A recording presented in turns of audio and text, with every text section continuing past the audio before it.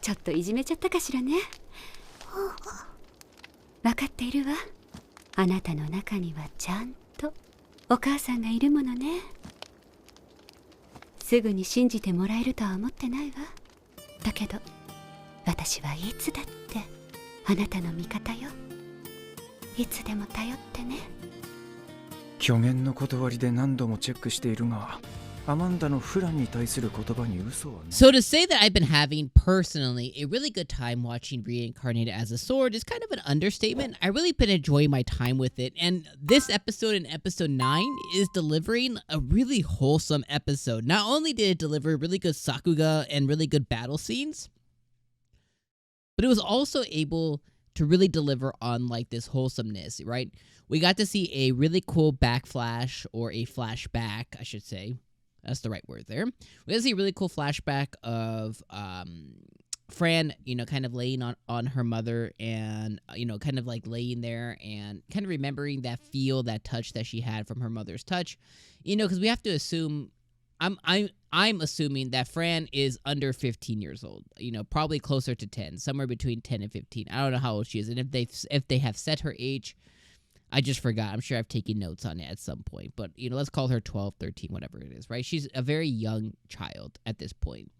And, you know, for someone you know, that is so young, you know, like, a mother is really important. So remembering her mother's touch was a really sentimental moment, but it was even further sentimentized.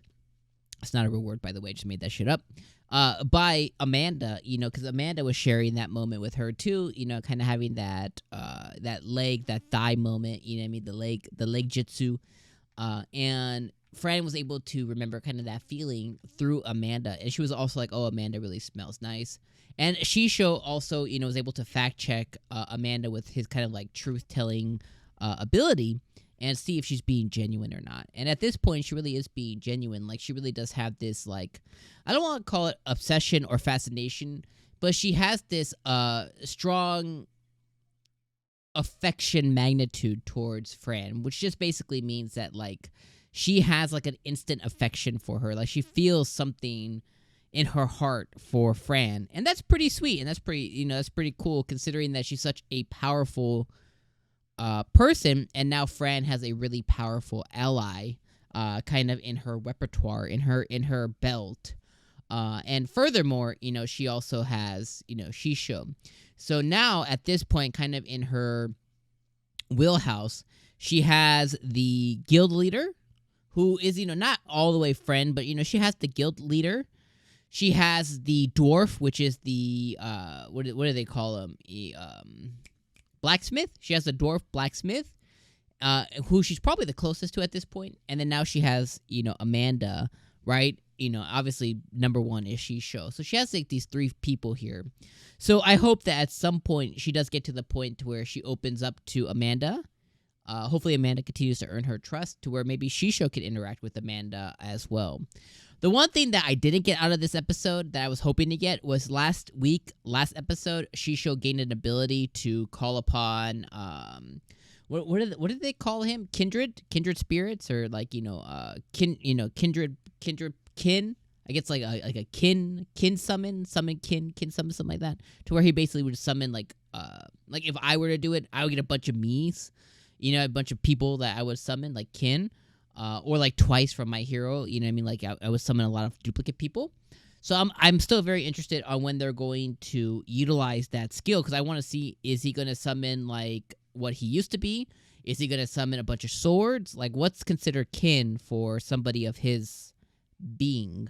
That's the only thing I didn't get out of the episode.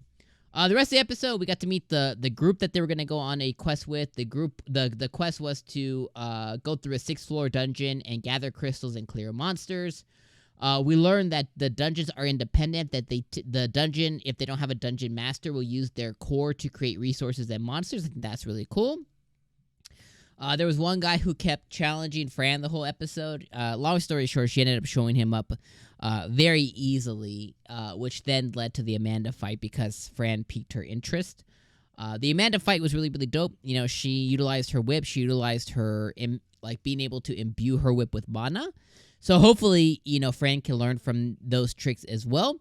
And then we also learned that Amanda is protected by spirit. She has a unique skill like spirit something, which has a recharge of 24 hours. But long story short, that specific unique skill she has will allow her to basically defend anything once, and it'll recharge every 24 hours. So I thought that was cool. I thought Amanda would let Fran win. She didn't. She's like, I won. Call me mama. I thought that was pretty funny as well.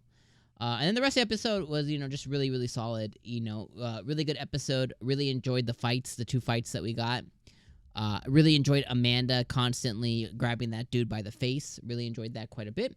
And then now, next episode, we get to see her actually go and finish this damn quest, finish the dungeon. But at least now, she has earned the respect of however many adventurers were there. She's earned all the respect because she was the only one out of all of them able to go toe-to-toe with Amanda. And actually, even, like, if she didn't have that spirit ability, she would have hit her. Would she have damaged her a lot? I don't know, but she would have definitely hit her. Which is interesting. And she did it all without 𝐒𝐲𝐲's help. So that leads me to believe that she possibly could have pulled out a W if she did have 𝐒𝐲𝐲's help. So I think that's interesting as well, and something to be denoted. Overall, good episode. Really enjoyed the wholesomeness. Let me know what you guys thought about this episode down in the comments below. As always, I appreciate you coming by for another week of Reincarnated as a Sword, episode number 9. And I'll see you, my friends, next week.